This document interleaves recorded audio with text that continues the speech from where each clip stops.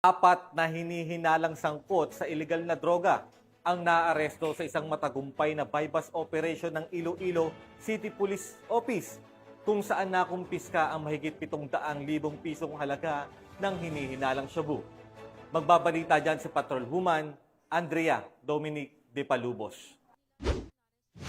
Matagumpay na naisagawa ng Iloilo City Police Office City Drug Enforcement Unit kasama ang Iloilo City Police Station 6 ang isang bypass operation na nagresulta sa pagkakaaresto ng isang high-value individual at 3 street-level individuals sa Barangay Calaparan, Arevalo, Iloilo City nito lamang ika-29 ng Hulyo taong kasalukuyan. Kinilala ni Police Captain Roque Jimeno III, Officer in Charge, ang mga sospek na sina alias Cyril, 36 na taong gulang, residente ng nasabing lugar at naitalagang high-value individual, alias Valerie, 41 taong gulang, alias Rondolph, 27 taong gulang, at alias Jomar, 55 taong gulang na mga residente ng nasabing lugar at naitalagang mga street-level individuals. Sa isinagawang operasyon, nasamsam ng mga kapulisan ang 15 sachet ng hinihinalang shabu kasama ang bypass item na may tinatayang bigat na 110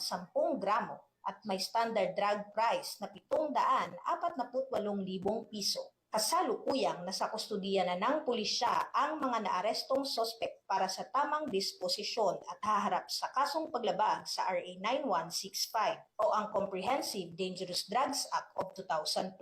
Ang matagumpay na operasyon na ito ay sumasalamin sa walang humpay na dedikasyon ng Police Regional Office 6 sa kanilang layunin na wakasan ang kalakalan ng iligal na droga, protektahan ang kinabukasan ng bawat Pilipino, at tiyaking nananaig ang kapayapaan, kaayusan at kaligtasan sa bawat sulok ng ating bansa. Dahil sa bagong Pilipinas, ang gusto ng pulis, ligtas ka. Mula dito sa Police Regional Office 6, ako ang inyong Police News Network Correspondent, Patrolwoman Andrea Dominic de Palubos. Alagad ng batas, tagataguyod ng balitang pulis.